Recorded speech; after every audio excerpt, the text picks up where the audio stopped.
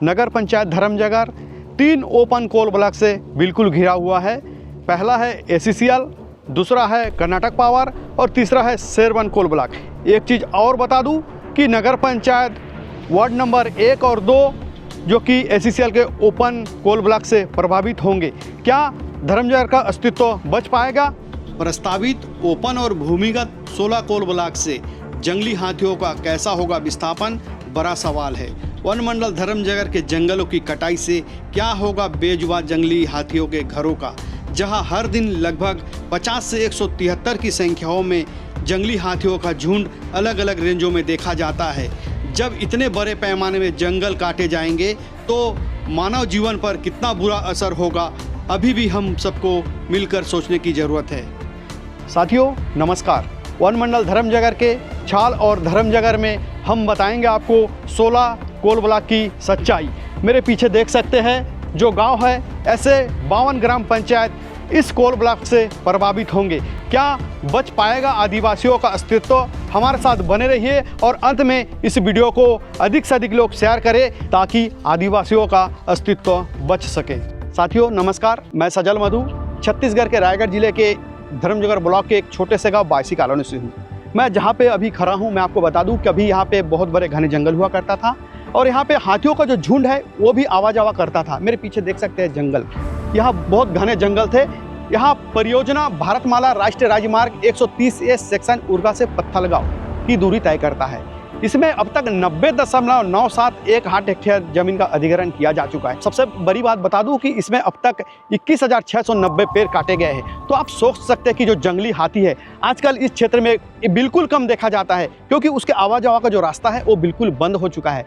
तो कहीं ना कहीं जंगली हाथियों को बहुत दिक्कतों का सामना करना पड़ रहा है। इसके बाद हम ले चलेंगे आपको उर्गा से धर्मजगर रेल कॉरिडोर, उसमें भी बताने का प्रयास करेंगे कि इसमें कितने पेड़ काटे गए हैं, कितना जमीन का अधिग्रहण हुआ है और आपको रूबरू दिखाने का प्रयास करेंगे। अभी हम हैं उर्गा से धर्मजगर रेल कॉरिडोर, जिसकी लंबाई 62 किलोमीटर है। आपको बता दें कि इस अधिग्रहण में अब तक 97.667 हेक्टेयर वन भूमि का अधिग्रहण किया जा चुका है। इसमें अब तक 29,500 पेड़ काटे जा चुके हैं। अभी हम इसके बाद आपको ले चलेंगे पावर ग्रिड, जिसमें जमीन का अधिग्रहण किया गया है, वन भूमि का अधिग्रहण किया गया, उसके आंकड़े के साथ आपको बताने का प्रयास करेंगे। अभी हम सीपत से रांची 765 kV के बिल्कुल नीचे है। इसमें अब तक 121,992 हेक्टेयर वन भूमि का अधिग्रहण किया जा चुका है। आपको बता दूं कि 5,731 पेड़ भी काटे गए हैं। और कोरबा से रांची बिल्कुल सटा हुआ है, जिसमें 136,637 हेक्टेयर जमीन का अधिग्रहण किया गया है। यहाँ 765 kV का पावर ग्रिड है और इसमें अब तक 5,657 पेड़ काटे जा चुके हैं। और तीसरा है, मेरे पीछे बिल्कुल देख सकते हैं कि तमनार से गोवा 765 kV, जिसमें अब तक 6,621 पेड़ काटे जा चुके हैं। कुल हम आंकड़ा बताएं तो इसमें अब तक 18,009 पेड़ काटे जा चुके हैं। तो समझ सकते हैं कि विकास के नाम पर अपने विभिन्न चारों तरफ जो दिखाया है कि कितने पेड़ काटे गए हैं। इसके बाद हम ले चलेंगे सीधा आपको खरसिया से धर्मजगर रेल कॉरिडोर में।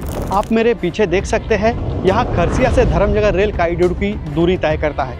इसमें अब तक 56,259 हेक्टेयर वन भूमि का अधिग्रहण किया जा चुका है, जिसमें 7,656 पेड़ अभी तक काटे जा चुके हैं। मेरे पीछे देख सकते हैं कितने बड़े पैमाने में घने जंगल है। मैं आपको बता दूं कि यहाँ खरसिया से धर्मजगर रेलवे ट्रैक है। इसमें हाथियों का आना जाना अब भी चालू है। कहीं ना कहीं हाथियों को बहुत दिक्कतों का सामना करना पड़ता है। विकास के नाम पर बहुत जंगलों का बलि दिया गया है। इसके बाद हम ले चलेंगे आपको धर्मजगर का मानचित्र, जो कि 1,71,000 हेक्टेयर में फैला हुआ है। उसमें कुल 6 रेंज है। छाल और धर्मजगर, जहां सबसे ज़्यादा जंगली हाथियों का आगमन होता है, उसको समझाने का प्रयास करेंगे। मेरे पीछे देख सकते हैं, ये है वन मंडल धर्मजगर का मैप। इससे हम आपको यहाँ बताने का प्रयास करेंगे कि वन मंडल धर्मजगर कितना क्षेत्रफल में फैला है और इस क्षेत्र में कब से हाथी देखा जा रहा है, अब तक कितने हाथी मारे गए हैं और हाथियों से कितना जनहानि हो चुका है, और इस क्षेत्र में क्या जंगली हाथी सुरक्षित है और इस क्षेत्र में कितने कोल ब्लॉक है, उसको बताने का प्रयास करेंगे। आप समझिएगा। मैं पहले तो इस मैप के बारे में बताना चाहूँगा। ये जो टोटल एरिया है धर्मजगर वन मंडल का 1,71,341.9 हेक्टेयर, ये पूरा वन मंडल धर्मजगर का क्षेत्रफल है। इसमें अब तक जो जनहानि हुआ है और जो हाथियों को मृत्यु हो उसको भी बताने का प्रयास करेंगे। थोड़ा सा कैमरे को सामने लाएंगे। यहाँ वन मंडल धर्मजगर में 2001 से 15/12/2024 तक 167 जनहानि हुई, मतलब ग्रामीणों की हाथियों से मृत्यु हुआ है अब तक। 3/12/2005 से 23/1/2025 तक 63 हाथियों का भी मृत्यु अब तक हो चुका है। सबसे बड़ी बात है जो पूरा क्षेत्रफल में जो कितने रेंज में फैला हुआ है उसको भी एक बार बताने का प्रयास करूंगा। ये है टोटल है 6 रेंज। इसमें पहला है ये बोरो रेंज, ये कापू रेंज, ये धर्मजगर रेंज, ये छाल रेंज और ये बाकारोमा रेंज, और सबसे बड़ा जो क्षेत्रफल में फैला हुआ है वो है लैलूंगा रेंज। अब ये बताने का प्रयास करेंगे कि इस क्षेत्र में अब तक जो हाथी किस किस क्षेत्र में मारे गए उसको भी बताने का प्रयास करेंगे। सबसे बड़ी बात है कि जो अब तक जो बोरो रेंज में जो हाथी का मृत्यु हुआ है वो है 3, और जो कापू रेंज में हाथियों का जो मृत्यु हुआ है वो है 1, और जो बाकारूमा में हुआ है अब तक 3 हाथियों का मृत्यु बाकारूमा में हुआ है। और जो क्षेत्रफल सबसे ज़्यादा लंबा है लैलूंगा, वहाँ पे 2 हाथियों का मृत्यु हुआ है। और जो मैं छाल और धर्मजगर को जो फोकस करना चाहता हूँ, आप देख सकते हैं कि यहाँ पे रेड क्रॉस किया हूँ मैं, जो सीधा बोल सकते हैं जो रेड क्रॉस है ये खतरे का निशान है। और यहाँ पे ये छाल रेंज है, ये भी अब मैं लाल बॉर्डर से क्रॉस किया हूँ। एक थोड़ा सा नीचे जाने का कैमरामैन को बोलूँगा थोड़ा सा नीचे आइए, ये जो वेरी डेंजर फॉरेस्ट लिखा है तो आप देख सकते हैं ये छाल का जो जंगल है यहाँ बिल्कुल घने जंगल है, और इस क्षेत्र में सबसे ज़्यादा लगातार हाथी देखे जा रहे हैं। पहले तो ये बता दूं कि धर्मजगर रेंज का जो टोटल एरिया है वो है 16,782.710 हेक्टेयर। ये धर्मजगर का टोटल एरिया है। इस रेंज में अब तक 23 हाथियों का मृत्यु हो चुका है। वही 59 ग्रामीणों का भी इसी धर्मजगर वन मंडल में अब तक मृत्यु हो चुका है। एक बार फिर मैं नीचे छाल रेंज का बताना चाहूँगा। जो छाल रेंज में जो हाथियों का जो मृत्यु है वो अब तक 31 हाथियों का मृत्यु हो चुका है, और वही 54 ग्रामीणों का हाथियों से मृत्यु हो चुका है। इसका टोटल एरिया बताने का प्रयास करेंगे। इसका टोटल एरिया है 19,259.060 हेक्टेयर ये टोटल एरिया है। अब एक चीज़ यहाँ भी बताना चाहूँगा कि जो ये पूरा वन मंडल धर्मजगर है, यहाँ पे आपको बोरो में, कापू में, बाकारूमा में और लैलूंगा में कहीं भी यहाँ प्रस्तावित खदान नहीं है। लेकिन जो छाल और धर्मजगर में कुल 16 कोल ब्लॉक चिन्हांकित किए गए हैं, जहाँ पे सबसे ज़्यादा घने जंगल है। मैं आपको बता दूं कि इसमें हमने समझाने के लिए लाल कलर में जो कोल ब्लॉक की नीलामी अब तक हो चुका है, 5 कोल ब्लॉक की नीलामी हो चुका है और 1 कोल ब्लॉक शुरू हो चुका है। तो सबसे पहले मैं कर्नाटक पावर में ले जाऊँगा आपकी। यह है कर्नाटक पावर का कोल ब्लॉक। पूर्व में दुर्गापुटू सरिया और दुर्गापुटू तराईमार कोल ब्लॉक के नाम से यहाँ जाने जाते थे, लेकिन सुप्रीम कोर्ट से जब कोलगेट घोटाला हुआ 2014 में, इन दोनों कंपनी को निरस्त करने के बाद दोबारा नीलामी किया गया कोयला मंत्रालय द्वारा, तो फिर कर्नाटक पावर को यहाँ कोल ब्लॉक मिला है। और फिर मैं दूसरा जाऊँगा कि जो नीलकंठ का कोल ब्लॉक है, नीलकंठ कंपनी मतलब शेरवन जो कोल ब्लॉक है, यहाँ इसका जो एरिया है वो है 780 हेक्टेयर कुल क्षेत्रफल है इनका। इसमें 286 हेक्टेयर वन भूमि है, और एक चीज़ बता दूं कि 176 हेक्टेयर रिजर्व फॉरेस्ट है। तीसरा मैं बताना चाहूँगा कि ये सीधा देख सकते हैं ACCL का कोल ब्लॉक। ACCL के कोल ब्लॉक टोटल एरिया है 1677 हेक्टेयर, जिसमें 251 हेक्टेयर छोटे बड़े झाड़ के जंगल है। और चौथे खदान की बात करेंगे तो यहाँ छाल रेंज में अभी मेसर्स अंबुजा सीमेंट अडानी पुरुंगा का ये भूमिगत कोल ब्लॉक बताया जा रहा है। इसमें ये टोटल जो ज़मीन का अधिग्रहण किया जाना है उसमें 869.25 हेक्टेयर ज़मीन का अधिग्रहण किया जाना है। इसमें सबसे बड़ी बात है कि 621 हेक्टेयर वन भूमि है, और जिसमें रिजर्व फॉरेस्ट 314 हेक्टेयर है। तो आप समझ सकते हैं कि इस कोल ब्लॉक में कितने जंगल प्रभावित होने वाले हैं। और ये जो हमारे नीचे बिल्कुल नीचे है ACCL का कोल ब्लॉक, ये वर्तमान में चालू है। और जो एक चीज़ बता देना चाहूँगा, ये 5 कोल ब्लॉक है, इसमें और बचे 11 कोल ब्लॉक जिसकी नीलामी होना है, उसका भी मैं नाम बता दूँ। ये कैमरा पहले नज़दीक करिए। ये फतेहपुर ईस्ट कोल ब्लॉक ये पहला है, ये दूसरा है फतेहपुर कोल ब्लॉक, और तीसरा है वेस्ट अब बायसी, ये है तीसरा। और ये ओंगना कोटिया ये चौथा कोल ब्लॉक है। ये नवागांव 5वां कोल ब्लॉक है। ये सिथरा के पास जो रामनगर है ये 6वां कोल ब्लॉक है। ये चैनपुर है सिथरा के पास, ये 7वां कोल ब्लॉक है। और ये जो 8वां कोल ब्लॉक है ये है तेंदुमुरी, और ये जो 9वां कोल ब्लॉक है ये है छाल। साथियों, 2 कोल ब्लॉक का नाम छूट गया था, इंद्रमणि बायसी कोल ब्लॉक, और 1 कोल ब्लॉक जिसकी नीलामी होना है वह कोयलार कोल ब्लॉक है। तो ये है टोटल आंकड़ा दोनों रेंजों का कि कितने खदान हैं और अब तक क्या स्थिति है। और ये जो नीचे बिल्कुल देख सकते हैं कि ACCL का लात का खदान है, यहाँ खदान चालू है। आगे हम ले चलेंगे कि छाल और धर्मजगर जो रेंज है इसमें कितने गांव प्रभावित होंगे उसको भी मैं बता दूं। कैमरा सीधा ले आएंगे मेरे, ये जो ऊपर में लिस्ट है, मैंने छाल और धर्मजगर अलग अलग गांव का उल्लेख किया। ये देखिए छाल में जो आ रहा है वो पहला तो छाल गांव है, फिर चंद्रशेखरपुर है, फिर खेदापाली है, पुसोल्ला, देवरुमार, नवागांव, बोजिया, बहरामार, कुरेकेला, बंगरसूता, महाराजगंज, धसकामुरा, बासाझार, तरेकेला, बोकरामुरा, बनहर, पुरुंगा, मुनुन, जोगरा, बहरामार, कीदा, खरगांव, सिथरा, सेमीपाली, खर्रा, पोरी छाल, चूहकीमार, तेंदुमुरी, हाटी, कटाईपाली सी, यह छाल रेंज में आता है। और धर्मजगर रेंज में जो ग्राम पंचायत आता है वो है सामरसिंगा, ग्राम बायसी, कोयलार, बायसी कॉलोनी, कुरोंधा, आमापाली, दर्रीडी, ओंगना, बरतापाली, नवागांव, गेरसा, पोटिया, नांगदरहा, दुर्गापुर, शाहपुर, रुपुंगा, नरकालो, उदूदा, अमलीडीही, लक्ष्मीपुर, सागरपुर, सिवार, यहाँ टोटल कुल 52 ग्राम पंचायत इस धर्मजगर और छाल रेंज के अंतर्गत यहाँ गांव आता है। तो सोचिए अगर इस क्षेत्र में खदान होते हैं, 16 कोल ब्लॉक होते हैं, क्या इन जो 52 गांव का मैंने नाम बताया इन पर ये प्रभावित नहीं होंगे? ये जो रिजर्व फॉरेस्ट जो दिख रहा है इसके अंदर जो डेंजर फॉरेस्ट है ये छाल रेंज में आता है, क्या ये घने जंगल प्रभावित नहीं होंगे? और सबसे बड़ी बात है जो मैंने हाथियों का जो आंकड़ा बताया, जहाँ पे सबसे ज़्यादा हाथी देखे जाते हैं वह है छाल और धर्मजगर। बाकी जो 4 रेंज है बिल्कुल इस क्षेत्र में ना खदान है, यहाँ जंगली हाथी भी कम आते हैं।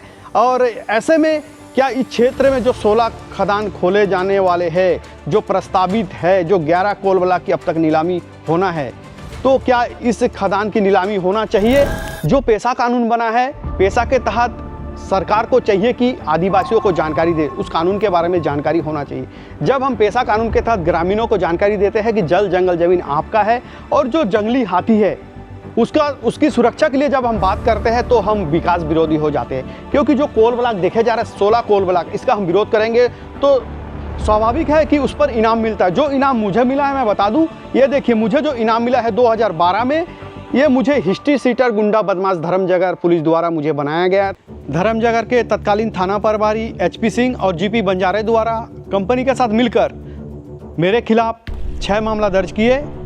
उसके बाद मुझे हिस्ट्री सीट गुंडा बदमाश के लिस्ट में शामिल किया गया और जो 6 केस मुझ पर लगाया गया कहीं ना कहीं वह कंपनी के लोग थे और पुलिस वाले थे। इस 6 केस के बारे में भी आपको बताना चाहूँगा। जो चारूवाला का केस था वह धर्मजगर लोक अदालत में दिनांक 16/8/2012 को आपसी रजामंदी से समाप्त किया जा चुका है। और दूसरा संजय तिर्की वर्सेस 150 अन्य, इस केस के बारे में बताना चाहूँगा कि आज तक मुझे ना इस पर नोटिस दिया गया ना मेरी गिरफ्तारी हुआ, जिसमें 452 का भी मामला दर्ज था, जबकि 452 में जमानत भी नहीं होता है। उस केस को दिनांक 31/12/2012 को खात्मा कर दिया गया। उस केस को भी मेरे ऊपर अब तक चलाया जा रहा है। और जो तीसरा केस है सुदीप कुमार, इस केस के बारे में बताना चाहूँगा कि यहाँ केस हमने कोर्ट में लड़ा और दिनांक 16/8/2012 को मुझे निर्दोष साबित करते हुए सुदीप कुमार के ऊपर कार्रवाई किया गया कोर्ट के द्वारा। और चौथा केस है पुलिस द्वारा जो लगाया था शांति भंग का 107/16 का केस लगाया गया, उसमें मुझे बॉन्ड भराया गया था। और जो 5वां केस है पुलिस द्वारा आदतन आरोपी घोषित करते हुए मेरे खिलाफ 110 का मामला दर्ज किया गया, लेकिन आज तक उस पर मुझे ना गिरफ्तारी हुआ ना मुझे कोर्ट में पेश किया गया। सेम 6वां केस इसी तरह है, पुलिस द्वारा 107/16 का मामला दर्ज किया गया था और तहसील कोर्ट में जाके मुझे बॉन्ड भराया गया। इसी तरह कुछ 6 केस था। इस 6 केस के जरिए पुलिस ने मुझे हिस्ट्री सीटर गुंडा बदमाश के लिस्ट में शामिल किया। मैंने खुद ये सब जानकारी सूचना के अधिकार के तहत निकाला। फिर मैं इस सभी केस को लेकर हाईकोर्ट में एक याचिका दायर किया, जिस पर मुझे एक आवेदन जिला पुलिस अधीक्षक को डिटेल के साथ प्रस्तुत करने की बात कही गई थी, जिसका पालन भी मैंने किया। हाईकोर्ट के आदेश की कॉपी के साथ दिनांक 12 फरवरी 2024 को जिला पुलिस अधीक्षक को एक आवेदन प्रस्तुत किया, परंतु लगभग आज 13 साल बीत जाने के बावजूद भी मुझे थाने में धर्मजगर के गुंडा बदमाश उसके साथ मुझे बुलाया जाता है। यहाँ तक कि फ्लैक्स बनाकर मेरे फ़ोटो पुलिस थाने में धर्मजगर में टांगा जाता है। इस 13 साल में मेरे खिलाफ पुलिस थाने में कोई भी केस दर्ज नहीं है। रायगढ़ जिले के पुलिस अधीक्षक को मेरे केस को लेकर हाईकोर्ट से 6 हफ्ते के अंदर जवाब मांगा, परंतु आज तक जिला पुलिस अधीक्षक द्वारा कोई भी जवाब हाईकोर्ट को नहीं दिया गया। साथियों, जंगली हाथियों और जंगल को बचाने का मुझे जो इनाम मिला, मुझे बिल्कुल कोई अफसोस नहीं। लगातार मेरा इन बेजुबान जंगली हाथियों और जो हमारे क्षेत्र में आदिवासी है, जो जल जंगल ज़मीन है, उस पर मेरा लगातार काम जारी रहेगा। एक अपील है कोल मंत्रालय भारत सरकार के मंत्री गंगापुरम किशन रेड्डी और छत्तीसगढ़ के हमारे आदिवासी नेता विष्णुदेव साय से कि वन अधिनियम 1972 के तहत जंगली हाथियों को जो संरक्षित रखने के लिए प्रस्तावित 5 कोल ब्लॉक को निरस्त करते हुए बचे 11 कोल ब्लॉक जिनकी नीलामी अब तक नहीं हुआ है, उसे निरस्त किया जाए, उनकी नीलामी ना किया जाए ताकि जंगली हाथी सुरक्षित रह सके। अभी कुछ दिन पहले रायगढ़ के मुरा गांव में लगभग छत्तीसगढ़ के विपक्ष के नेता पहुंचे हुए थे। मैं आपको बता दूं कि तब अडानी कंपनी द्वारा उस क्षेत्र के पेड़ काटे जा रहे थे और काटने का विरोध विपक्ष के सभी नेता कर भी रहे थे। वर्तमान में धर्मजगर में अब तक कोल ब्लॉक की शुरुआत नहीं हुआ है और जो क्षेत्र में आदिवासी है उनके अस्तित्व एवं बेजुबान जंगली हाथी बिल्कुल खतरे में है। इस मुद्दे को लेकर विपक्ष से मेरा यह अपील है कि विधानसभा में सत्र में चर्चा करें और इस पर ठोस कानून लाए ताकि जंगली हाथियों को सुरक्षित जगह मिल सके और जो 16 कोल ब्लॉक है उसको रिजर्व किया जाए, हाथियों के लिए छोड़ा जाए। एक निवेदन हमारे भारत के जो जाने माने उद्योगपति गौतम अडानी जी, उनसे भी मैं करना चाहूँगा कि हमारे क्षेत्र में जो बेजुबान जंगली हाथी है, आपका जो खदान पुरुंगा में भूमिगत कोल ब्लॉक के लिए प्रस्तावित है, उस कोल ब्लॉक को आप छोड़ दीजिए। एक कोल ब्लॉक छोड़ देंगे तो आपका कुछ ही नहीं होगा। आपके और कई खदान हैं, हसदेव में है, रायगढ़ के मुरा गांव में है। आपके इस खदान से इस क्षेत्र में जो जंगली हाथी है, घने जंगल है, हाथियों के जो घर है वो बिल्कुल नष्ट हो जाएगा। साथियों, मैं अकेला कुछ नहीं कर सकता, परंतु मेरी आवाज़ को आप पर्यावरण मंत्रालय भारत सरकार को पहुंचा सकते हैं। इसलिए पूरे हमारे भारतवासियों से निवेदन है कि हर एक व्यक्ति इस वीडियो को शेयर करें ताकि केंद्रीय पर्यावरण मंत्री तक यह खबर तत्काल पहुंचे और इस पर संज्ञान लेकर जंगली हाथियों के क्षेत्र में जो 16 कोल ब्लॉक है उसको निरस्त करें ताकि जो जंगली हाथी है, जो हमारे आदिवासी भाई है, जो आदिवासियों का जो कानून है, उन्हें उनका हक मिल सके और इस बेजुबान जंगली हाथियों को वन अधिनियम 1972 के तहत जो सुरक्षा मिलना चाहिए वो भी मिल सके। और एक चीज़ बता दूं कि मैंने एक नया यूट्यूब चैनल चालू किया, सजल हाथी बचाओ, उसको भी सब्सक्राइब करें और शेयर करें। नमस्कार।